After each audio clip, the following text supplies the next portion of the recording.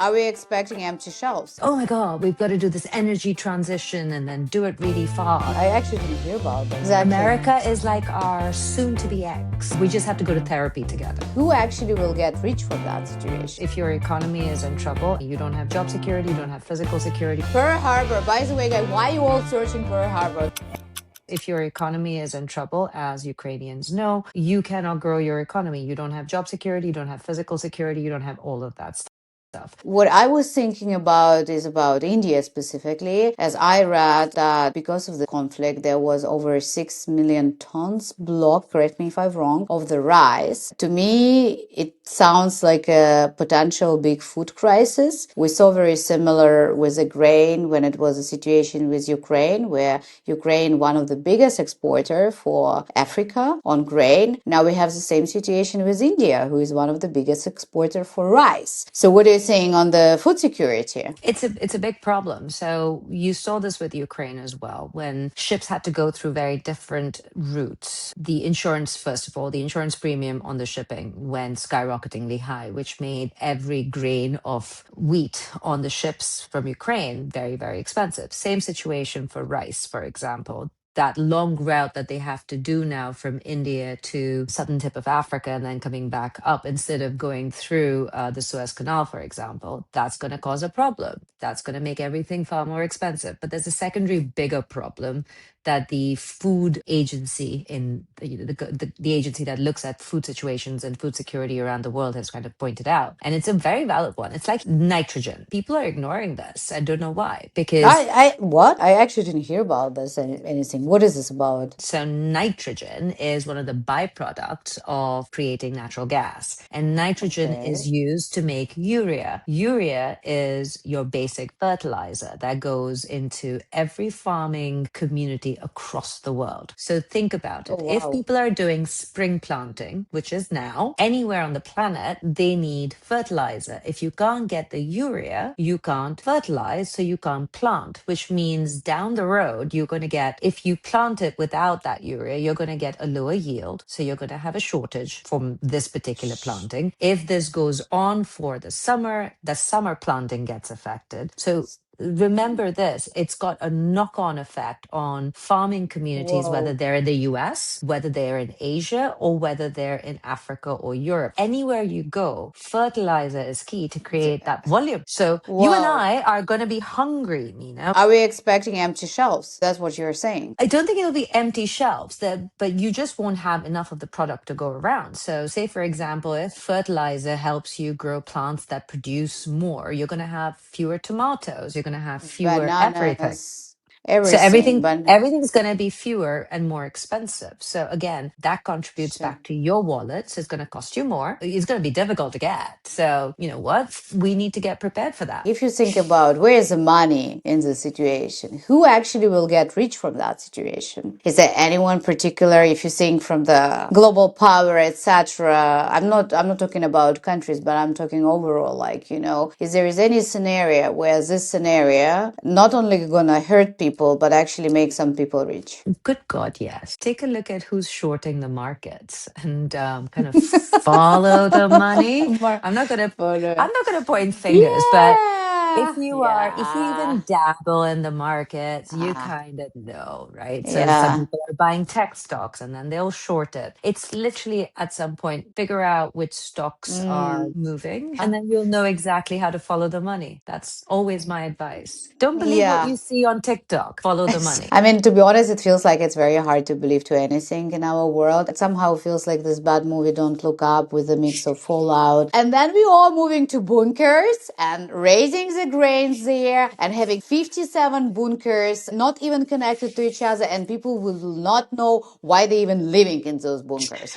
Oh my Lord, we're not going to a Fallout situation just yet, because before Fallout, we have to have Hunger Games. But the interesting part of all of this is this national security stuff that no one's talking about. And again, I'm coming up with topics that I think a lot of journalists want to talk about, but just are not given enough space to talk about, is water security. Because at some point, point, the attacks in the Middle East are affecting the desalination plants of pretty much all of these countries, right? These are some of the most water-starved countries in the world. And that is a problem not just for Qatar or UAE or Bahrain or Kuwait, it's also for Iran. Iran has a big water problem. They've had a serious water problem for a long time. And if we are all going around blowing up things and blowing up infrastructure, it kind of also shows us how vulnerable our water systems are, no matter where we are in the world, because this is laying a lot of things bare. These guys spend a lot of time building, especially the Gulf countries,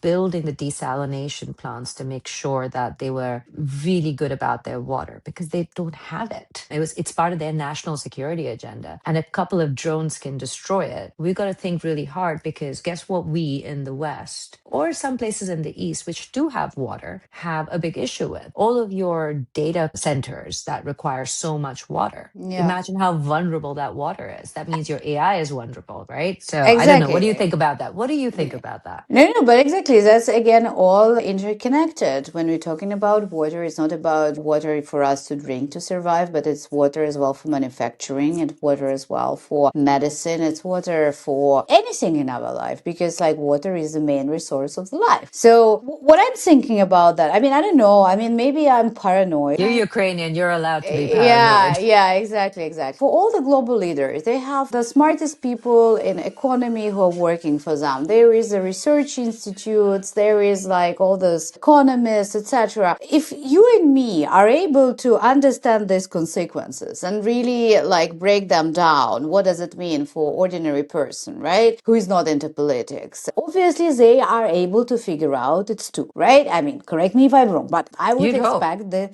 I would expect this from the global leaders to be able to figure out. And I think like Europe is understanding what is going on. And I think that Asia understands. That's why we saw all those visits. Merz visit Trump, Prime Minister of Japan visit Trump, all those Oh God, that harbor. Who knows better about surprise than Japan? Okay, why didn't you tell me about Pearl Harbor?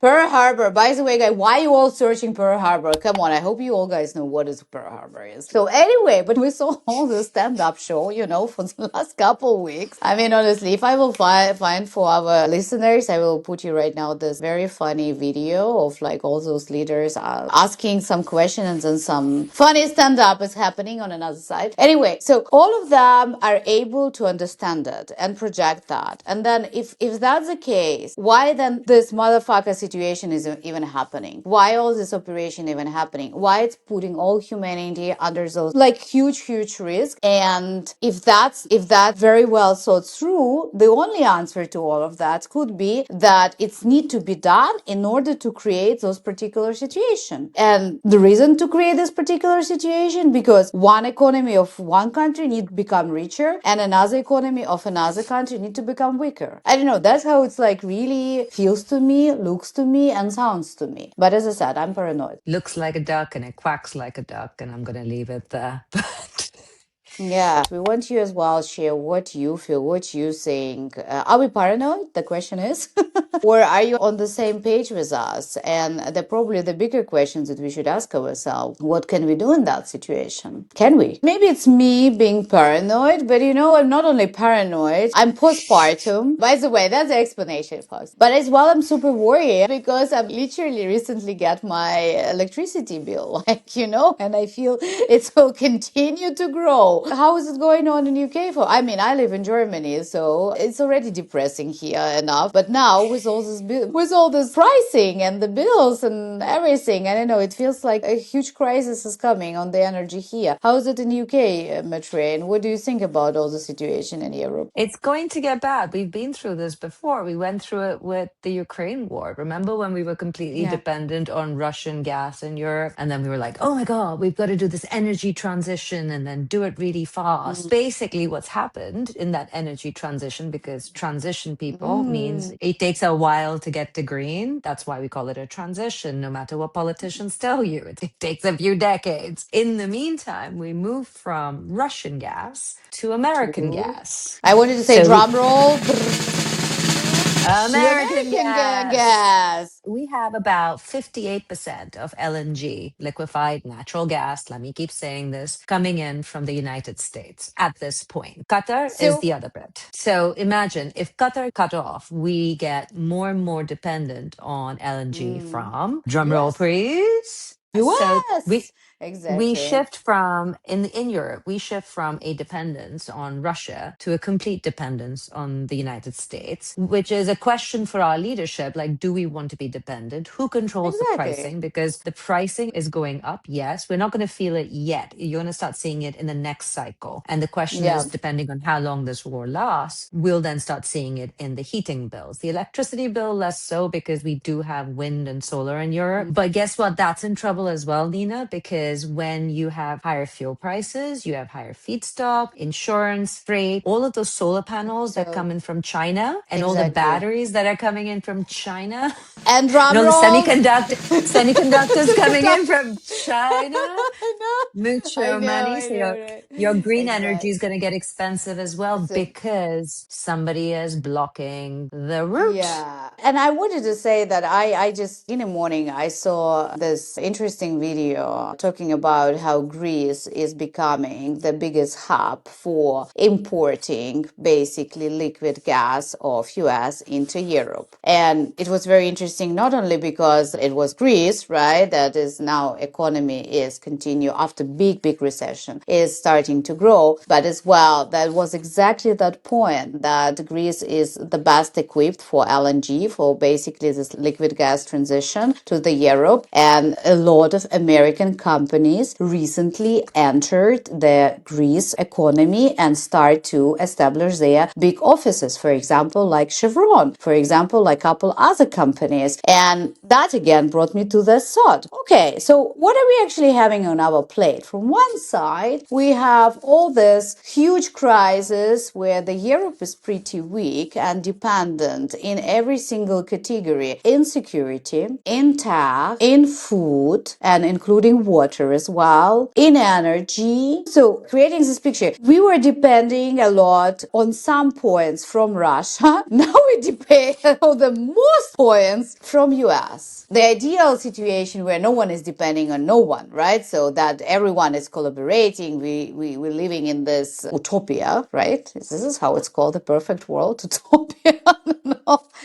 But that's where we I ended mean, up. And that's really concerning me. I think every country has this problem, right? Every region has this problem. It's about interdependencies, and I think that's what we should Yeah. remember, that if we are dependent on another country, they're probably dependent on us too. And that is something that we've got to remember when people try to divide us. So when we turn Yeah. around and tell our viewers, please look beyond the noise and look at the data, look at the interconnectedness that Nina, you and I keep talking Yeah. about, that will paint a clearer picture. Don't believe Nina and me just for this, for what we say, Exactly. but go down and look at what we're saying about the interconnectedness of the stories of every bit of the economy talking to each other. Europe, yeah, sure, we're dependent on the US, but the US is also dependent on us. How is it actually impacting US, like the key thoughts of you, right? And where the dependency on their side is pictured. I just had a really funny thought in my head because you brought up Yeah. Greece and all the American companies. The dependency is of all these American kids who keep coming to Mykonos.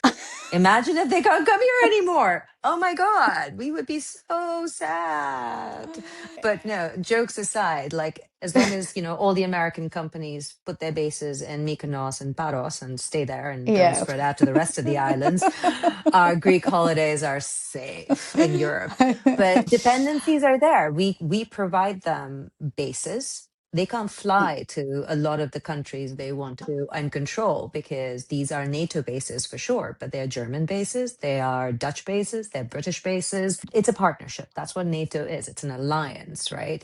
We provide them landing spaces. Philippines, that is an alliance. If the Philippines decides one day, no, America, you cannot use your air bases here, what is America going to do? They're going to have to get out. So the Americans also have to realize for them to have dominance in the world, they are relying reliant on their allies. If Japan one day Yeah. decides, hey, you insulted us with Pearl Harbor, so we're not going to allow you to have your bases in Japan, how are you going to have a safeguard against the China that you're so worried about? I think a question for all of us is, have we become too aligned to one side or the other? Should we be talking to everybody without having, these ideas in our head of who's on our side and who's not on our side? I think that is how the world is changing now. Everybody's trying to reevaluate relationships because you know what? It's like a marriage. So marriages have ups and downs, relationships have ups and downs between countries. I think Yeah. that's pretty much what we're going through with this war. It's Yeah. really brought it home for us that Exactly. America is like our soon to be ex, potentially. We just have to go to therapy together. And we need to